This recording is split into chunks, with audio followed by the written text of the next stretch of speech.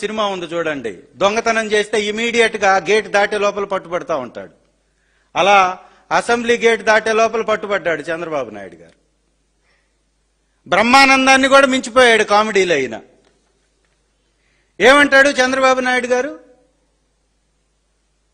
తిరుమల తిరుపతి కొండని 338 జీవో ఇచ్చేసి రాజశేఖర్ రెడ్డి గారు దాని మీద కక్ష కట్టాడు. ఆ కొండని 7 కొండలు కాదు 2 కొండలు అని చెప్పేటటువంటి ప్రయత్నం చేశాడు అని చెప్పేసి, ఎలక్షన్స్ అనేది ఖచ్చితంగా తిరుమల తిరుపతి దేవస్థానంలో ఉండేటటువంటి ఆ కింద ఉండేటటువంటి కుటుంబాలకు కూడా జరగాలి. ఎలక్షన్ జరగకపోవడం అనేది ఇది రాజ్యాంగ విరుద్ధమైనటువంటి కార్యక్రమం. ఖచ్చితంగా మీరు ఎలక్షన్స్ జరిపించాలని ఒక నాయుడు గారితో అక్కడ కేసేపించాడు చంద్రబాబు నాయుడు గారు. అప్పుడు రాజశేఖర్ రెడ్డి గారు 2005లో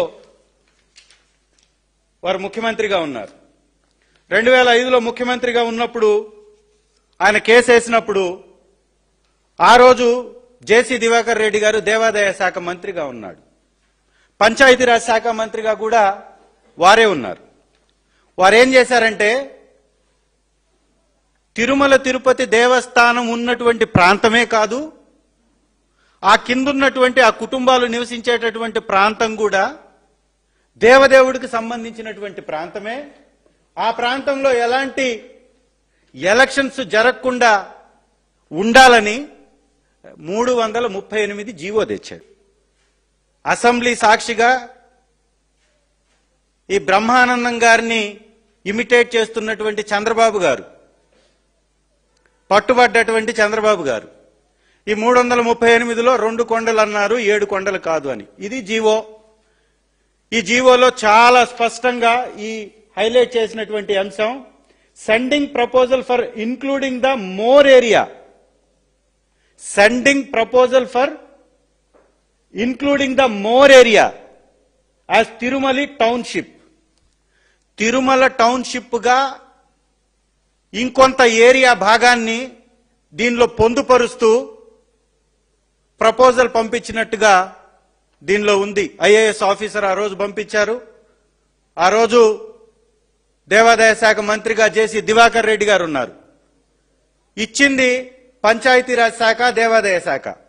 సార్, నేను అడుగుతున్నా చంద్రబాబు గారు, ముఖ్యమంత్రిగా 45 సంవత్సరాల నుంచి రాజకీయ అనుభవం కలిగి అనేక పర్యాయాలు ముఖ్యమంత్రి అయి పరిధిని నిర్ణయించేది పంచాయతీరాజా, రెవెన్యూ కాదా?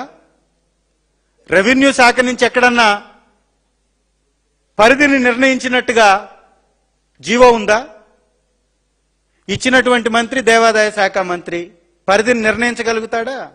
పోనీ ఎక్కడన్నా ఈ జీవోలో 2 కొండలు అని 7 కొండలు అని రాసుందా?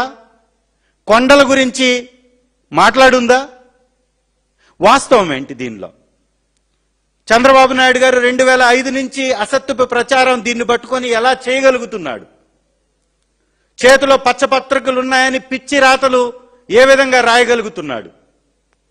ఇంత అసత్యాలని, ఇంత అబద్ధాలని, పచ్చబద్ధాలని చంద్రబాబు నాయుడు గారు చెప్పగలుగుతున్నా నిలదీసేటటువంటి వ్యవస్థ లేకపోవడమే వారు మాట్లాడడానికి కారణం. చాలా స్పష్టంగా దీనిలో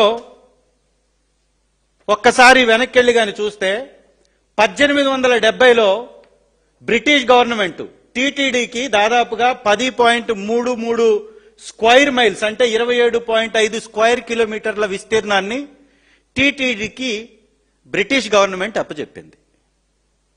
ఈ బ్రిటిష్ గవర్నమెంట్ అప్పచెప్పినటువంటి 10.3 స్క్వేర్ మైల్స్ లో కొంత భాగం మాత్రమే గుడి ఉండేది. ఆ గుడిలో పనిచేసేటటువంటి వాళ్ళు, వ్యాపారం చేసేటటువంటి వాళ్ళు ఆ కిందకి వచ్చిన దగ్గర కొంతమంది నివసిస్తూ ఉండేవాళ్ళు.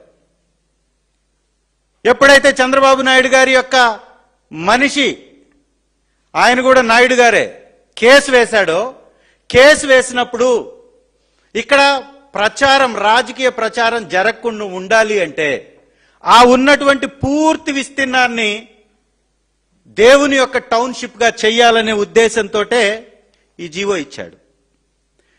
బ్రిటిష్ వాళ్ళు ఇచ్చినటువంటి 10.33 స్క్వేర్ మైల్స్ ని 1924లో గవర్నమెంట్లోకి వచ్చింది. 1965లో జీవో నంబర్ 1784 తిరుమల తిరుపతికి సంబంధించినటువంటి బౌండరీస్ వాళ్ళు టూకీగా నిర్ధారించుకున్నారు. తర్వాత 1986లో రామారావు గారు ముఖ్యమంత్రి. అప్పుడు రామారావు గారు ముఖ్యమంత్రిగా ఉన్నప్పుడు జస్టిస్ చల్లా కొండయ్య గారు వారు కూడా 10.33 స్క్వేర్ కిలోమీటర్స్ ని స్క్వేర్ మైల్స్ ని ఇది కొండ ప్రాంతంగా వారు గుర్తించారు. ఇది రామారావు గారు 1986లో. అయితే నాయుడు గారు వేసినటువంటి ఎలక్షన్స్, వాళ్ళు వేసినటువంటి కేసు ఎలక్షన్స్ కోసం కాబట్టి ఆ గుడి ప్రాంతం తప్ప మిగిలిందంతా ప్రచారం చేసుకోవచ్చు అని ఆయన కోర్టుకేశారు. కాబట్టి ఆ ప్రచారం కూడా చెయ్యడానికి వీలు లేదు అంటూ ఈ ఏదైతే ఏరియా ఉందో ఈ ఏరియా మొత్తానికి ఆ రోజు జీవో ఇచ్చారు దివంగత మహానేత రాజశేఖర్ రెడ్డి గారు. అంతటితో ఆగలేదు. 2007లో మళ్ళీ 2 జీవోలనిచ్చి దాదాపు 332 స్క్వేర్ కిలోమీటర్లు మొత్తం కూడా తిరుమల తిరుపతి దేవస్థానం యొక్క పవిత్ర స్థలంగా గుర్తించారు. ఒక భక్తి ఛానల్ పెట్టించారు. దేవుని యొక్క ప్రచారాలని, ఆ ప్రసారాలని ప్రపంచంలో ఉన్నటువంటి ప్రతి హిందువు వారి దగ్గరుండి చూడాలి అని వారు భావించారు. ఆ కలను నెరవేర్చారు. చంద్రబాబు నాయుడు గారు నిన్న అసెంబ్లీలో అంటాడు, అసలు నేను ఎప్పుడు ఆ జీవోల్ని క్యాన్సిల్ చేస్తానని చెప్పలేదు అంటాడు. ఒక్కసారి మళ్ళీ ఆ యొక్క బయటను కూడా చూద్దాం. మా అధినాయకుడు శ్రీ జగన్మోహన్ రెడ్డి గారు ఆల్రెడీ ఆ బయట ప్లే చేశారు. అయినా ఇవాళ ఎందుకు ప్లే చేస్తున్నామంటే ఆ బయట ప్లే చేసినా కూడా నేను చెప్పలేదు అని చంద్రబాబు నాయుడు గారు నిన్న అన్నారు. కాబట్టి ఒక్కసారి చూడండి.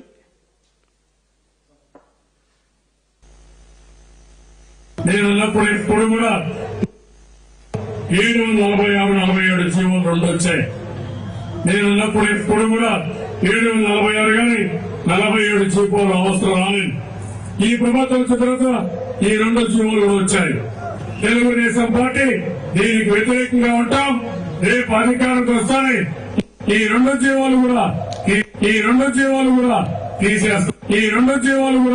తీసేస్తామని చెప్పి కూడా నేను మీ అందరికీ హామీ ఇస్తున్నాను. ఇప్పుడు ఆ పార్టీ మాట్లాడుతున్నారు, వాళ్ళు రివైవ్ చేసి దివ్యక్షేత్రం చేస్తే నేను అపోజ్ చేశానంట. కలలో కూడా చేయలేని అధ్యక్ష, ఇమాజిన్ చేయలేను. కల్లో చేయలా, నిజంగానే చేశాడు. కల్లో చేసావని మేము అన్నావా? అది నిజంగా చేస్తున్నావా నువ్వు? కలనుకొని ఊహాజనితమైనటువంటి మాటలు మాట్లాడుతున్నావు. నువ్వు చేసేటటువంటి దొంగ పనులు ఎవడో పట్టుకోడనుకుంటున్నావు.